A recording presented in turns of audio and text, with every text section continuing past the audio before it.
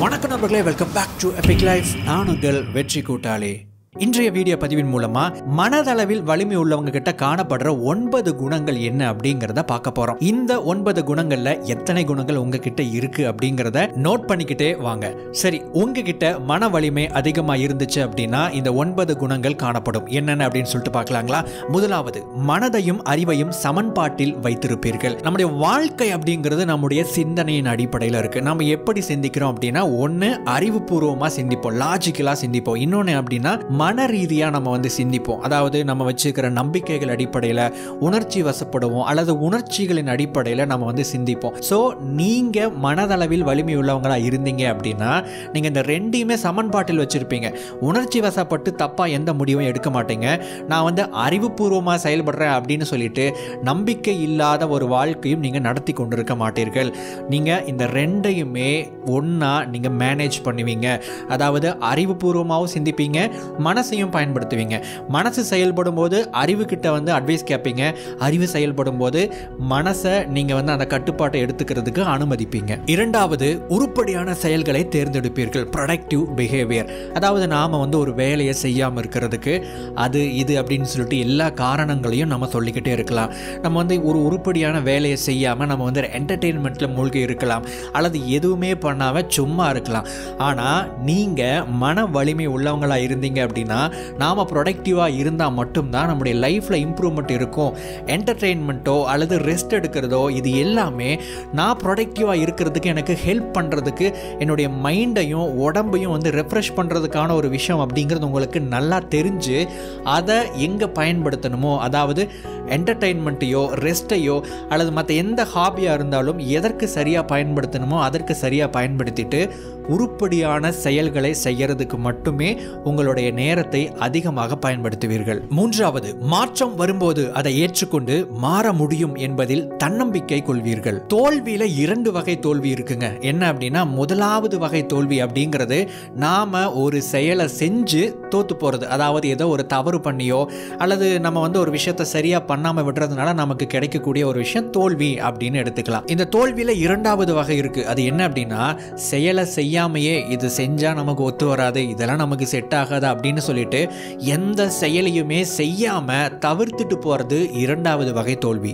இன்னைக்கு பெரும்பாலான நபர்கள் இந்த 2வது வகை தோல்வியிலேயே தோற்கடிக்கப்படுகிறார்கள். காரணம் என்ன அப்படின்னா, நம்ம ஏதாவது ஒன்று ட்ரை பண்ணோம்ல, நம்ம ட்ரை பண்றோம் அப்படின்னா நம்ம மாறணும் அப்படின்னு அர்த்தம். அதாவது நம்முடைய நடவடிக்கைகளை, நம்முடைய செயல்களை, நம்முடைய என்விரான்மெண்ட்டை, நம்முடைய கம்ஃபர்ட் ஜோனை நம்ம மாற்றணும். ஒரு சேஞ்ச் வருது, அந்த மாற்றத்தை நாம் அனுமதிக்கணும். நம்மளால மாற முடியாதுப்பா, மாறுறதெல்லாம் ரொம்ப கஷ்டம், மாறினா ரொம்ப ரிஸ்கியா இருக்கும் அப்படின்னு சொல்லிட்டு நிறைய பேர் அந்த மாற்றத்துக்கு பயப்படுறாங்க. ஆனா உங்களுக்கு அந்த மன வலிமை அதிகமா இருந்துச்சு அப்படின்னா உங்களால அந்த மாற்றத்தை ஏற்றுக்கொண்டு மாற முடியும் அப்படிங்கிறத நீங்க நம்புவீங்க. சிம்பிளா உங்களை நீங்க நம்புவீங்க.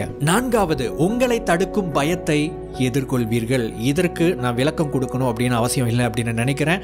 உங்களை எது பயமுறுத்ததோ அந்த பயத்தை வெற்றி கொள்வதற்கான ஒரே வழி அந்த பயத்தை எதிர்கொள்வது தான். 2 நாளைக்கு முன்னாடி நம்ம சப்ஸ்கிரைபர் ஒருத்தர் எனக்கு கால் பண்ணியிருந்தாரு. அவர் என்ன சொன்னார் அப்படின்னா, நான் எம்ஃபில் முடிச்சிட்டேன், நான் ஒரு காலேஜுக்கு லெக்சரராக போகிறதுக்காக நான் தயாராகிட்டு இருக்கேன்.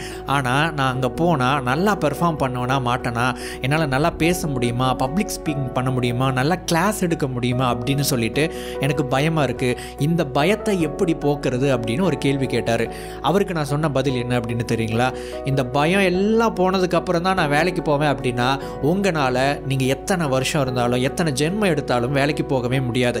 நீங்கள் வேலைக்கு போய் உங்களுடைய பயத்தை, அதாவது உங்களால் எது பண்ண முடியலையோ, உங்களுக்கு எது வரலையோ அதை முயற்சி பண்ண உங்ககிட்ட இருக்கக்கூடிய பயம் கொஞ்சம் கொஞ்சமாக விலகிவிடும். அதாவது ஒரு மாதம் கிளாஸ் எடுக்கிறீங்களா, உங்ககிட்ட இருக்கக்கூடிய பயம் போயிடும். ஆனால் இந்த 1 மாதம் கிளாஸ் எடுத்ததுக்கு அப்புறம் அந்த பயம் போன அந்த நிலை இருக்கு பாத்தீங்களா, அது எனக்கு முதல் கிளாஸ்லயே வரணும் அப்படின்னு எதிர்பார்த்தீங்கன்னா அது நடக்காது. Face your fear. உங்களுடைய பயத்தை எதிர்கொள்ளுங்கள். 5வது, உங்களின் திறமையை வைத்து பந்தா காட்டுவதை விட அதை மெருகேற்றுவதில் விருப்பம் கொள்வீர்கள். உங்களுடைய திறமை அப்படிங்கிறது நீங்க அதை பயன்படுத்துறதுக்கு தானே தவிர இது என்னுடைய தனித்திறமையை என்னுடைய அடையாளமாகவோ அல்லது இதை எனக்கு பந்தா காட்டக்கூடிய ஒரு பெருமையை கொடுக்கக்கூடிய ஒரு விஷயமாகவோ நீங்க என்னைக்குமே நினைக்க மாட்டீங்க.